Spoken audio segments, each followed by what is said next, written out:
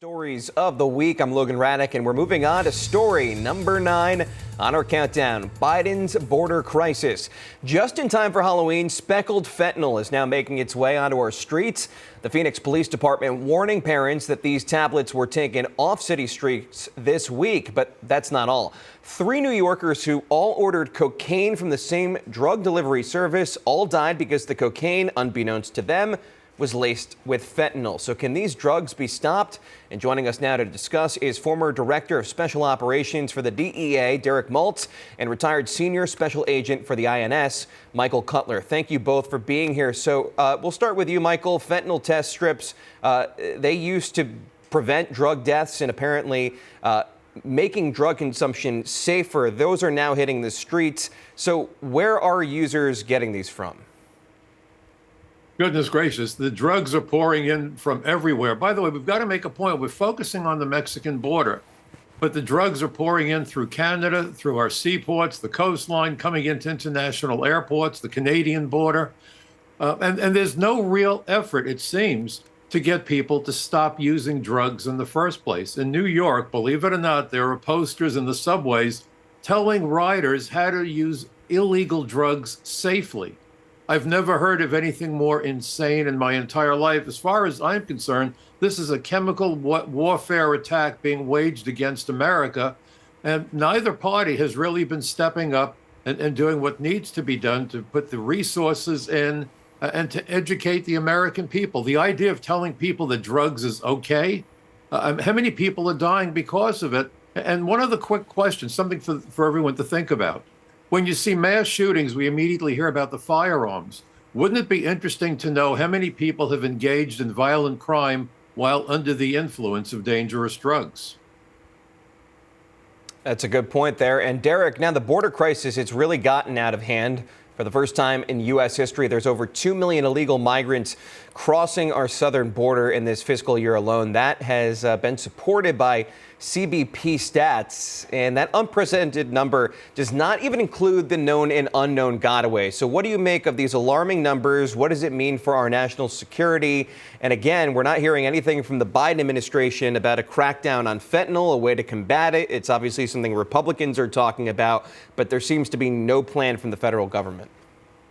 So we're in a really serious national security crisis right now, obviously. Just look at the amount of dead migrants that they're finding on the border, 1,300, I believe, since Biden took over. And you don't hear much about that on mainstream media. Also, you look at, 100 known terrorist watch list suspects that were apprehended by Border Patrol. Can you only imagine how many are in our country now plotting some type of massive terrorist attack? Now, when we talk about the fentanyl, let's not forget the amount of seizures that are being made by the brave men and women on the border and throughout the country, and then try to imagine what's actually getting in. Just like last week, 300,000 pills in Seattle. We had another 400,000 pills seized in Arizona.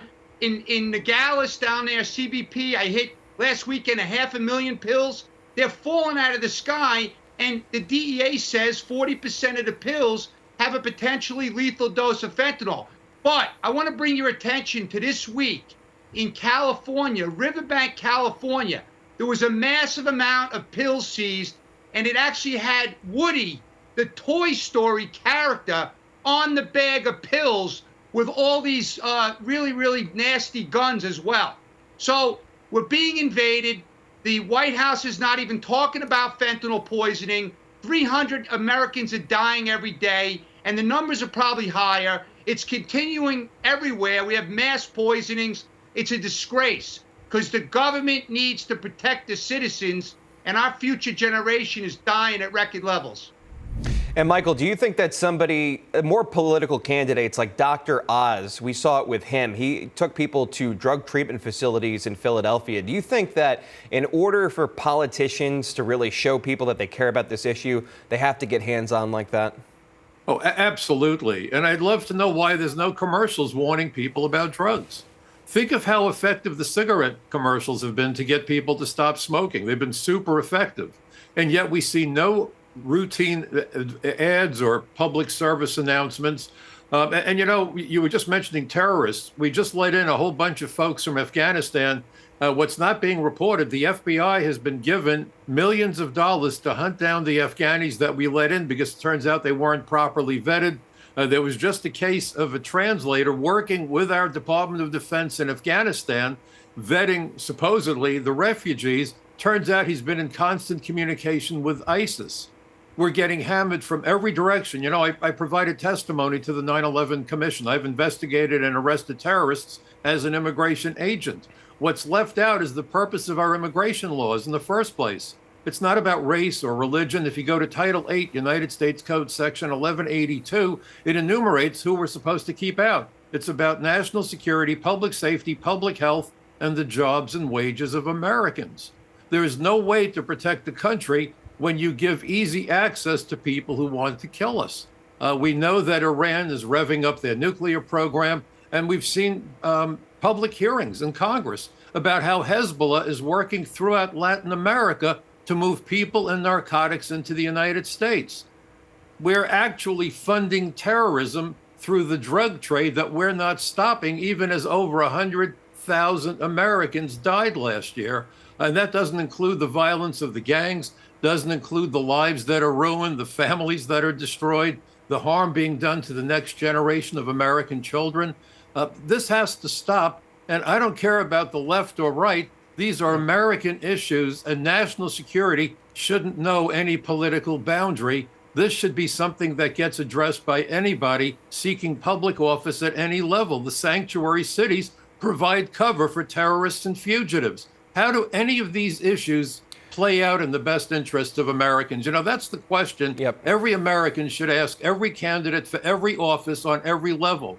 How will your plans, how will your proposed legislation, your policies, how are they good news for the average American and the future of America? How's that for an interesting question?